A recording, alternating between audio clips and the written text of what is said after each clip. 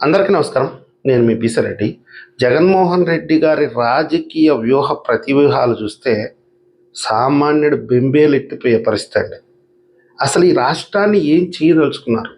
మొదటి నుంచి కూడా ఆయన రాజకీయ వ్యూహం ఎలా ఉంటుందంటే ఒక విధ్వంసకరమైనటువంటి వ్యూహం. సామాన్య ప్రజల్ని ఆయన వైపు తిప్పేసుకుంటాడు. అంటే కళ్ళు తెరుచుకొని పచ్చి అబద్ధాలు ప్రచారం చేస్తారండి. మీకు అన్ని విషయాలు తెలుసు, కానీ జగన్మోహన్ రెడ్డి గారి వలలో పడిపోతారు. మీకు తెలియకుండానే జగన్మోహన్ రెడ్డి గారి ట్రాప్లో పడిపోతారు. ఇప్పుడు వాళ్ళ కుటుంబానికి సంబంధించి వాళ్ళ చిన్నాన్న హత్య కేసు ఎట్లా చెప్పాడండి ఆ రోజు అబద్ధాలు, పచ్చి అబద్ధాలు.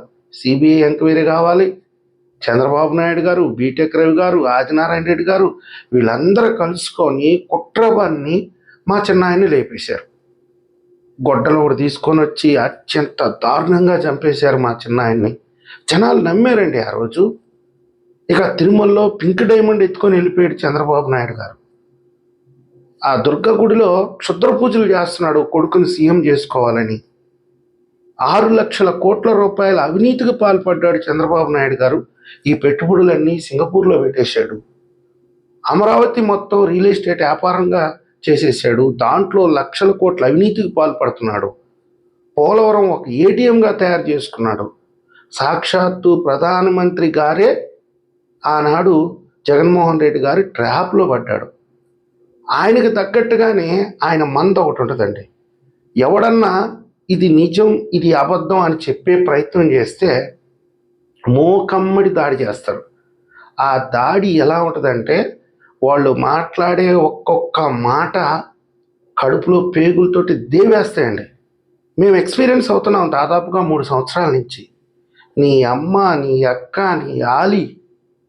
ఒకడైతే ఫేస్బుక్లో మెసెంజర్లోకి వచ్చి మెసేజ్ పెడతాడు, కామెంట్లు పెడతాడు, నిన్ను లేపేస్తాం రే, నీ పెళ్ళాన్ని తీసుకుపోయి. ఈ రోజు కూడానండి, కూటమి అధికారంలోకి వచ్చిన తర్వాత కూడా వీళ్ళు పెట్టేటటువంటి కామెంట్లు, బెదిరింపులు, ఇలాంటి వాటికి భయపడి మేధో సంపత్తి ఉన్నటువంటి వాడు కూడా, ఈ రాష్ట్రం పట్ల బాధ్యత ఉన్నవాడు కూడా, ప్రేమ ఉన్నవాడు కూడా, ప్రజల పక్షాన నిలబడి ఈ జగన్మోహన్ రెడ్డి గారి అరాచకాలను ఎండగట్టాలన్నటువంటి ధైర్యం ఉన్నోడు కూడా భయపడిపోయేటటువంటి పరిస్థితి.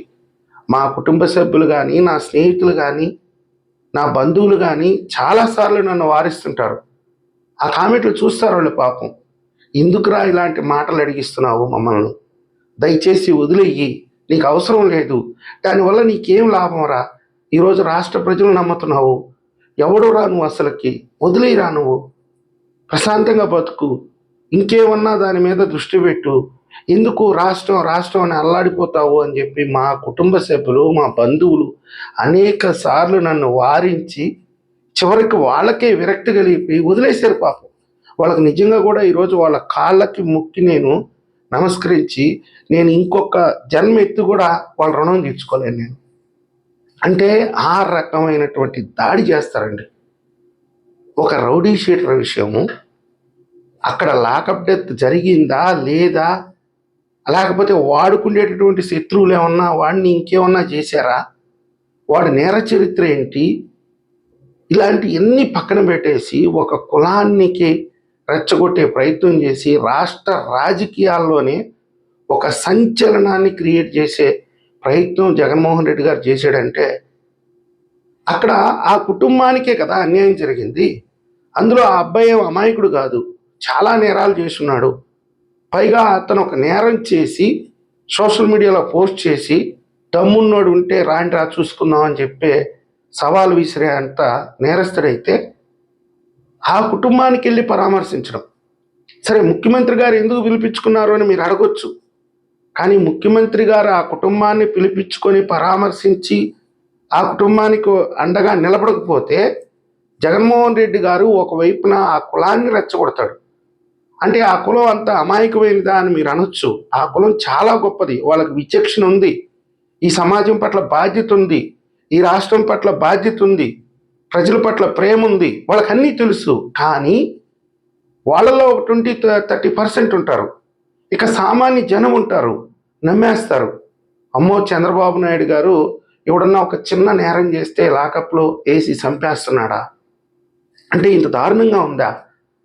కొంతమంది వచ్చేసారు కదా, మేధావుల ముసుగులో, జర్నలిస్టుల ముసుగులో, లాయర్ల ముసుగులో, మాజీ న్యాయవాదుల ముసుగులో, మాజీ ప్రొఫెసర్ల ముసుగులో వీళ్ళందరూ దిగిపోతారు, సైడ్ యాక్టర్స్ మొత్తం.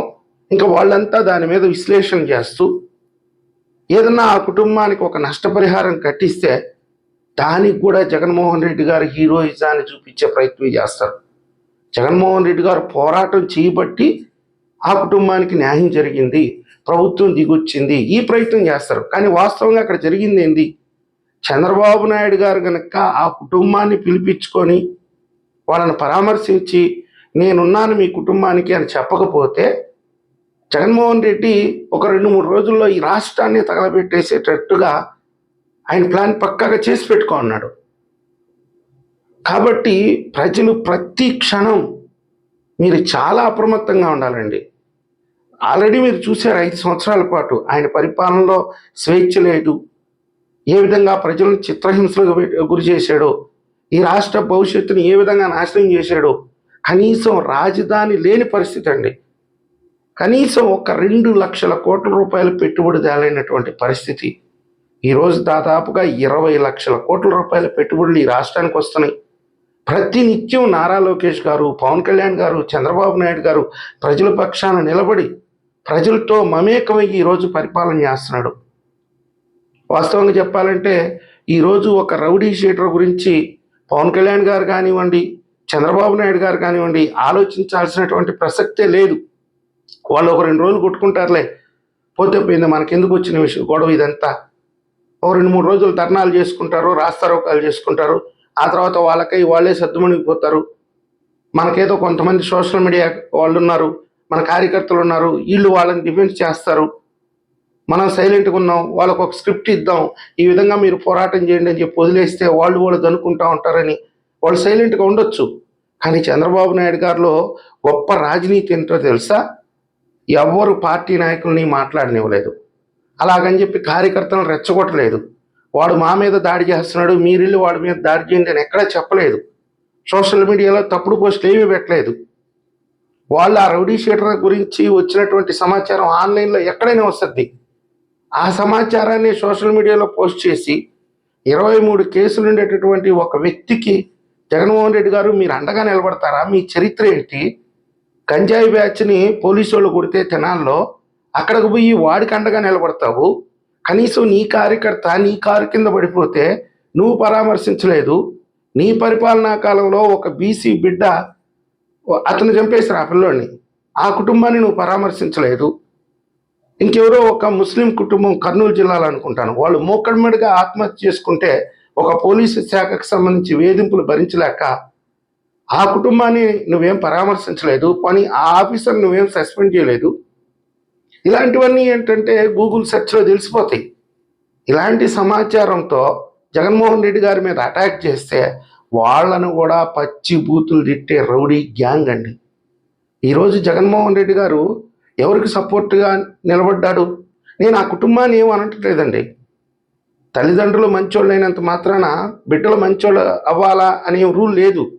ఆ తల్లిదండ్రులు ఆ బిడ్డలు అవ్వాలని వాళ్ళు కోరుకోరు. ఏదో గారాబం చేతనో మారతాళ్లేనో వాళ్ళు కూడా ఆ అబ్బాయికి అండగా నిలబడి ఉంటారు. వాడు చేసే తప్పులు వాడు చేసి ఉంటాడు. దాదాపుగా 23 కేసులు అంటే సామాన్యమైన విషయం కాదు. ఆ తల్లి ఆవేదనని మనం అర్థం చేసుకోగలం. కానీ ఆ వ్యక్తి వల్ల ఎంతమంది తల్లులు ఆవేదనకు గురై ఉంటారు. ఈరోజు ఒక రౌడీ షీటర్కి ఒక రాజకీయ పార్టీ అండగా నిలబడితే రాష్ట్రంలో ఉండేటటువంటి గూండాల మొత్తం ఏదో ఒక పార్టీ పంచం చేరి ఈరోజు పోలీసుల మీద పొలిటికల్ ప్రెషర్ తీసుకొని వస్తే ఇక సామాన్యుడి పరిస్థితి ఏంటండి? అదే మా ఆవేదన. ఇలాంటి సంఘటనలో ఎంత యాక్టివ్గా పాలిటిక్స్ చేయడానికి జగన్మోహన్ రెడ్డి గారు ప్రయత్నిస్తున్నాడో మీరే ఒకసారి గమనించండి. ఆయన రాజకీయ క్రూరత్వం ఈరోజు ఏ స్థాయికి ఎగబాకుతుందో సామాన్య ప్రజలు ఒకసారి అర్థం చేసుకోవాలి.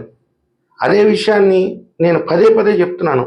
ఒకవేళ జగన్మోహన్ రెడ్డి గారు గనక మీరు ఇలాంటి విషయాల్లో ట్రాప్ అయిపోయి ఎవడో కొంప తగలబెట్టింది, మనం ఈ ప్రభుత్వాన్ని కూల్చేయాలి, ఎవడికో ఒకటికి నష్టం జరిగింది, మనం ఈ ప్రభుత్వాన్ని కూల్చేయాలి, మీరు కోడికత్తికి గులకరాయికి ఆయన వివేకానంద రెడ్డి గారి కేసుకి ఎలాగైతే జగన్మోహన్ రెడ్డి గారి ట్రాప్లో పడ్డారో ఈరోజు కూడా ఎవడో ఒక నేరస్తుడిని లాకప్ డెప్ట్ అయిందనో మిస్సింగ్ అయ్యాడనో మీరు ఈ ప్రభుత్వాన్ని మీద వ్యతిరేకతతో కానీ ముందుకెళ్తే మీ జీవితాలే ఒక వృధా అయిపోతాయి.